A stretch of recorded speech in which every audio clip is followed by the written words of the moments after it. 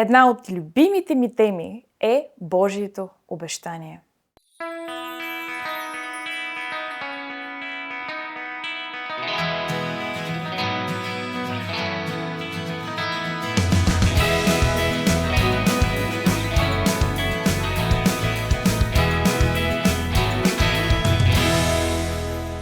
Ако Бог е обещал нещо, Той непременно ще го изпълни. Ако още не се е случило, това не означава, че няма да се случи. Бог не те е подвел, Той има своите срокове.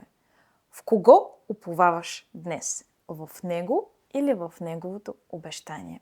Човешката история е имало един народ, който съществува и до днес.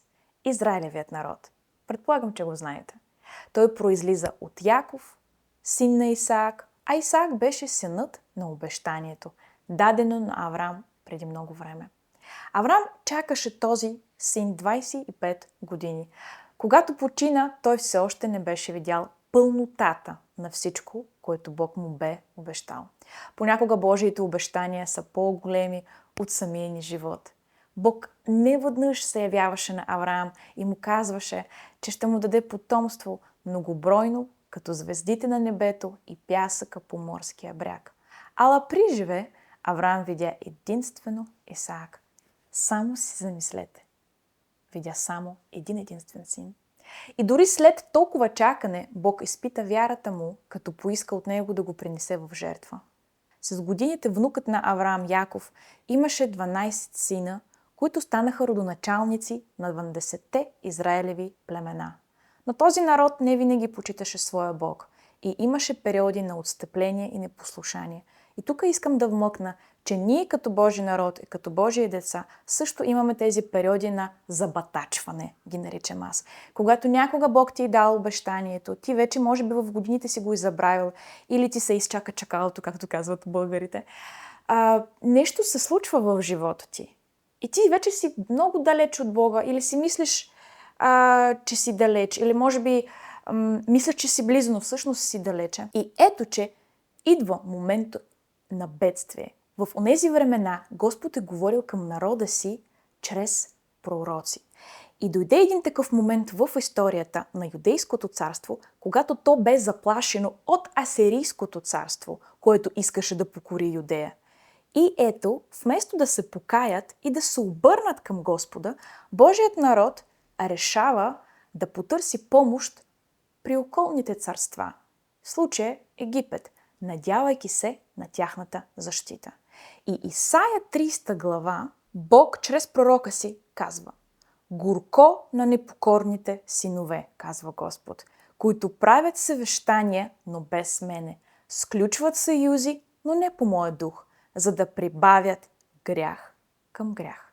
Без да попитат устата ми, отиват в Египет, за да се подкрепят с силата на фараона и да се укрият под сянката на Египет.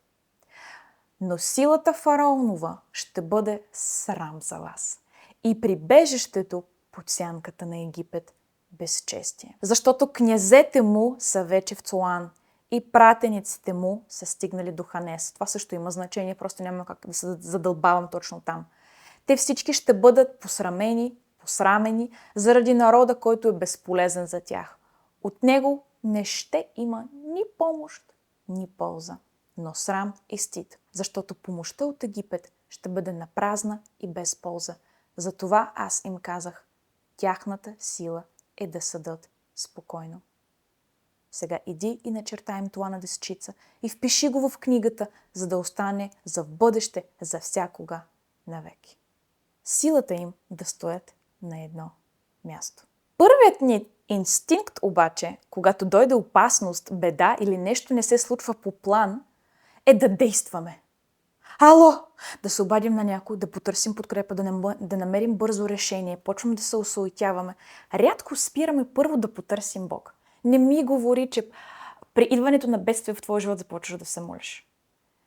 Запитваме ли се въобще защо се случва това нещо или какво Господ иска да ми каже? Защото ако в онзи момент този Божий народ, който все още се нарича Божий народ, беше потърсил лицето на Бог, нямаше да се случат много други неща, които последваха след като те се обърнаха към Египет.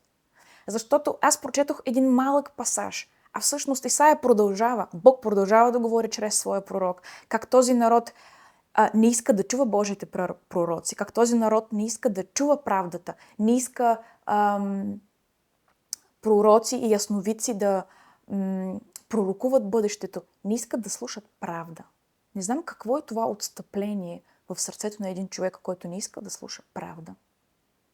Но подчертавам, това е Божи народ, това са потомците на Авраам, на онзи, на когото Господ му се е явил, на онзи, с когото Господ е сключил завета си и е казал, че твоите деца ще са моите деца. Чрез тебе ще произлезе един голям, многоброен народ.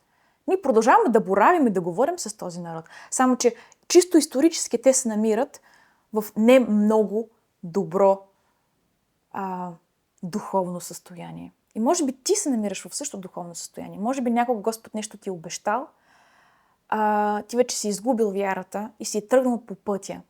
Но то някак си там все още продължава да те чувърка, да стои, да се обажда. А може би пък твой случай е нещо от типа на когато Господ ти е обещал и ти се опиташ сам да въплатиш и да направиш това обещание в живота.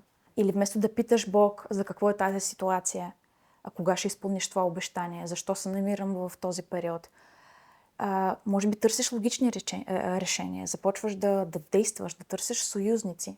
А Бог всъщност казва, силата ти е да пребъдваш в мене. Спри! Познай, че аз съм Бог. Понякога изходът от проблема застой. Не в бягство от враговете, не в повече работа, не във втората работа, не в външна промяна на обстоятелствата. Понякога решението е просто да спреш в Божието присъствие. Колкото и простичко да звучи. Силата не е в суетата и безкрайните действия и решения, а в това да се успокоиш и да се довериш на невидимия Бог. О, знам колко е трудно. На невидимия Бог, който държи цялата ти ситуация в ръцете си. Отговорът не е в паника, не е в поемането на повече работа, контрол, а е в молитва и доверието в този, в когото вярваш. В този, в когото вярваш, че ще се погрижи. Не дей да тичаш към Египет. Египет може да е символа на много неща. Спри, вслушай се в тишината. Доверието е твоето убежище. Покой и мир не идват от дебели стени или видими защити, а и от Бога, който винаги идва на време. Днес Бог те кани. Върни се при мен, под мое крило. Седни до мен. Не бързай. Аз съм твоето прибежище. Аз съм твоята канара. Аз съм твоя спасител. Твоето разрешение, твоето спасение е в моето присъствие. Твоя отговор се намира при него. Само, че трябва да дойдеш. Да се успокоиш. Аз го наричам синхронизирането на вътрешното ми време с Божието време. И понякога ни отнема време да превключим от външния свят във вътрешния. Понякога ни отнема време да разкопаем първопричина, защо нещата са се случили. Може би защото съм потърсил помощ някъде другаде, а Господ е искал тази ситуация да ме накара да се върна при Него. Утихни. Смири се. Успокой се в Неговото присъствие. Той вече има отговор за твоята ситуация. Чао от мен. Имайте прекрасна седмица.